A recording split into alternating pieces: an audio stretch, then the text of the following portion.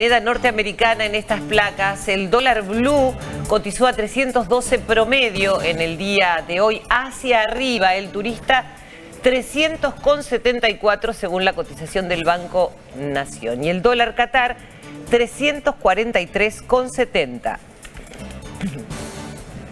Señalan que 22 empresas multinacionales se retiraron de la Argentina. Esto es un dato mundial, ocurre más en nuestra región. ¿Por qué tanto en la Argentina? Néstor Sibona es periodista, es analista económico y va a ayudarnos a poder entender por qué pasa esto. Tenga usted buenas noches. ¿Qué tal? Buenas noches, María, Franco, un gusto en saludarlos y bueno, tratar de ser útiles para entender este tema que es dramático, es muy mala señal. Bueno, ¿y por qué nos pasa esto? ¿Por qué se van de la Argentina? Pasa porque se van de la Argentina pero no tienen confianza en el futuro de la Argentina. ¿Y por qué no tienen confianza en el futuro? Porque el pasado de la Argentina ha sido totalmente pendular, oscilante. Vamos varios años para el norte, después pegamos la vuelta, nos vamos al sur, después volvemos para el norte. Y a las empresas extranjeras que están acostumbradas a moverse con reglas, con protocolos, eso no les funciona. Y agregarle que, por ejemplo, el caso de Enel, que es la dueña actual de Edesur, es una empresa italiana, internacional, cotiza en bolsas mundiales, está en muchos países. Bueno, no es casualidad que justo se vaya de la Argentina y de Perú, pero sí sigue en otros países de la región. ¿Tiene más empresas acá esa empresa italiana? ¿Tiene otras empresas, además?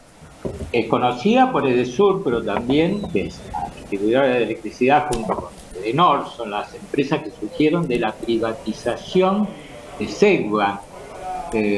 Vos, al menos Franco, deberás recordarlo, hace 30 años, pero sí. Eso lo hizo Carlos Menem en un gobierno peronista. Después, 15 años después, empezamos el camino contrario, ¿no? Regular a todas las empresas privatizadas, congelar tarifas, no respetar los contratos, especificarlos, y bueno, eso también lo hizo otro gobierno peronista. Y ojo que Enel no es la dueña primitiva de Sur. La primera fue Electricité de France, una empresa francesa que también abandonó el país cuando se cambiaron las reglas. En definitiva son 22 las que se fueron. ¿Y puede sumarse a esto esta empresa italiana? Sí, realmente habría que hacer una listita, pero lo que ha sido alarmante en los últimos años, más que la salida de empresas, es la salida de empresarios locales, por ejemplo, para irse a vivir a Uruguay, o para no pagar tantos impuestos, o para vivir más tranquilos. Y realmente es doloroso que un país como la Argentina, donde la economía está estancada hace 15 años, estemos inventando así nuevas formas de penalizar la inversión. Vos fijate que en los últimos 3 años, el actual gobierno, y acá incluyo tanto Edenor, que también fue vendida por un grupo local, que hace pocos años, y tanto Edesur, tuvieron un ajuste de tarifas del 30% frente a una inflación del 300%. Ahora, el 10%. Y ojo, uno dice, no, pero ahora hace poco aumentaron las tarifas. Aumentaron las facturas, porque en realidad lo que hizo el gobierno fue aumentar el precio mayorista de la electricidad. No, para no impactar y para achicar subsidios. Pero para no impactar más en la factura, no aumentó lo que se llama el valor de distribución, la parte que les toca a las distribuidoras. Pero bueno, después se dieron cuenta que las distribuidoras no es que hacían beneficencia, sino que no le pagaban a Camesa, a la empresa mayorista que maneja el Estado. Que debe millones y la deuda es millonaria ahí, ¿no? La deuda, 8 años. Sí, la deuda es millonaria ahí, ¿no? ¿Perdón? La deuda para la generadora de energía que deben las empresas distribuidoras es millonaria. Exactamente, por eso lo cubre el Estado, con subsidio. Claro. Lo que no pagamos en tarifa lo pagamos con inflación. Claro. Néstor. Y por otro lado, bueno, ahora en el presupuesto se incluyó un artículo para hacer una revisión tarifaria integral para la parte que le toca a la distribuidora, si no, no tienen con qué pagar sueldos o invertir lo mínimo en mantenimiento. Y la verdad es que si lo pensás, ¿por qué la energía tiene que tener un valor divorciado del resto? Y la verdad que no tiene mucho sentido, salvo por razones políticas, pero Néstor, decisiones políticas que van a contramano a la ley económica terminan así. ¿por qué siempre se va por el mismo camino cuando ese camino no ofrece una solución? O sea, si hace tanto tiempo que estamos yendo por un lugar y esto se ve que no es efectivo, las empresas se siguen yendo, uno imagina que podría ser adrede y perjudica la economía. ¿Cuál es la razón de estas medidas? Mira, yo creo que se especula con que siempre va a haber un comprador. ¿A qué precio y bajo qué condiciones? No lo sabemos.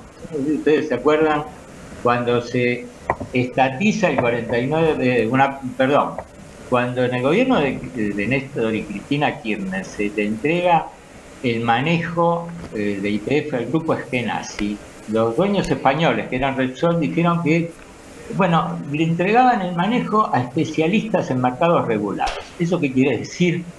Que en lugar de aplicarse reglas fijas, bueno, se negocia, yo te doy esto, vos dame lo otro, y esto es una constante en la Argentina. Edenor en su momento inicialmente fue de capitales extranjeros, después fue vendida a un grupo local, pero del área energética, Pampa Energía, que hace 2 años la vendió a un grupo que, bueno, está muy de costadito en el área energética, porque está José Luis Manzano, que sí se dedica al área energética, Daniel Vila, que es un empresario de medios, y Mauricio, ahora se me escapó el apellido, es algo así como, no quiero inventar, Filiberti, ahí está, que es el principal proveedor de cloro de AISA. Y vos decís, bueno, pero está bien, esta empresa se está manejando por la generalidad de la ley, pero agregarle otra cosa. Tanto Capital como Gran Buenos Aires, el AMBA, son, cuando yo hablo de ese atraso tarifario del 30% con una inflación de 300%, es solo para el AMPA, en el ahora, interior, Néstor, da la sensación... reguladores. ¿Podría ser que de alguna manera intenten con algunas medidas beneficiar a gente cercana, amigos que tengan empresas y demás, y dejar a las extranjeras afuera?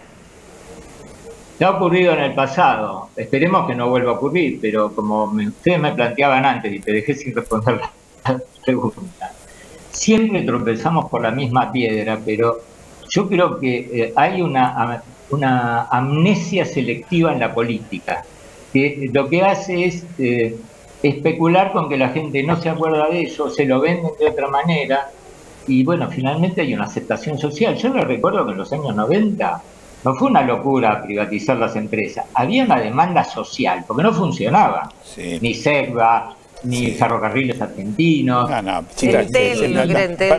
Un día vamos a hacer también, vamos a hacer una parte, vamos a llamarlo otra vez por esto. En verdad, se privatizaba en el sentido que iban a competir y eso iba a beneficiar al usuario. Acá no se compite, acá se dividió en dos. Esta parte de ustedes, esta parte del otro. ¿Dónde estaba la competencia ahí? En lugar del monopolio de SEGVA, pasamos a un monopolio de Edenor y otro monopolio de Edesur.